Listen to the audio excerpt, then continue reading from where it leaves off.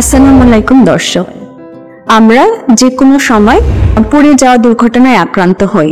সেটা হতে পারে গরম পানির মাধ্যমে, গরম তরকারির মাধ্যমে, বা দেখা যায় গরম তেলের মাধ্যমে, বা আগুনের মাধ্যমে, বা ইলেকট্রিক বার্ন যেটা হচ্ছে ইলেকট্রিকিউশন হয়ে, অথবা কখনো কখনো কেমিক্যাল দ্বারা আক্রান্ত হয়ে থাকে। এই পুড়ে যাওয়া রোগীর প্রাথমিক চিকিৎসা হিসেবে আমাদের করণীয় কি?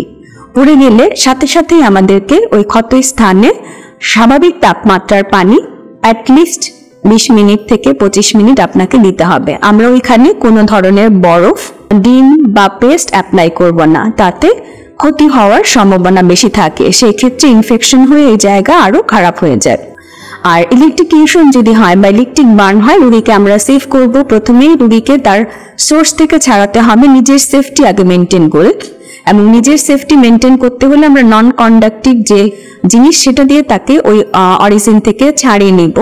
হতে পারে সেটা কাঠ বা বাঁশের তৈরি কোনো জিনিস দিয়ে। এবং তারপরে তার আক্রান্ত স্থানে স্বাভাবিক তাপমাত্রার পানি ঢালবো এবং রোগীকে অবশ্যই নিকটস্থ হাসপাতালে নিয়ে যাব প্রাথমিক চিকিৎসার জন্য।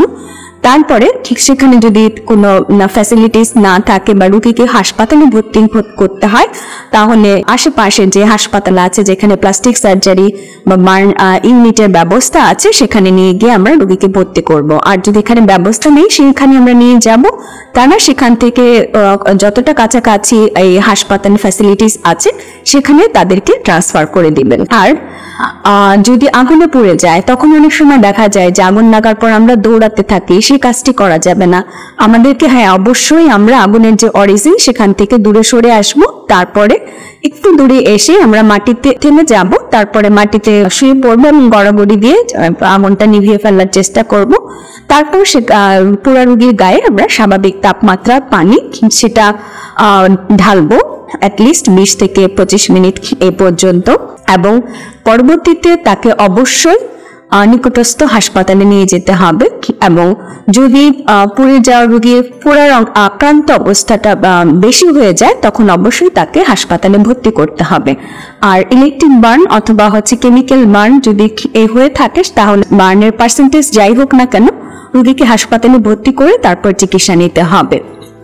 আর যাদের রান্না করার সময় বা কাজ করার সময় ছোটখাটো বার্ন হয় তাদের ক্ষেত্রে নিকটস্থ হাসপাতালে বা ডক্টরের কাছে যাবেন, সেখানে তারা প্রাইমারি চিকিৎসা নিয়ে পরবর্তী চিকিৎসার জন্য কোনো প্লাস্টিক সার্জন অথবা নিকটস্থ হাসপাতাল যেখানে প্লাস্টিক সার্জারি বা বার্ন ইউনিটের ব্যবস্থা আছে সেখানে আপনাদেরকে রেফার করবেন পরবর্তী চিকিৎসা নেওয়ার জন্য।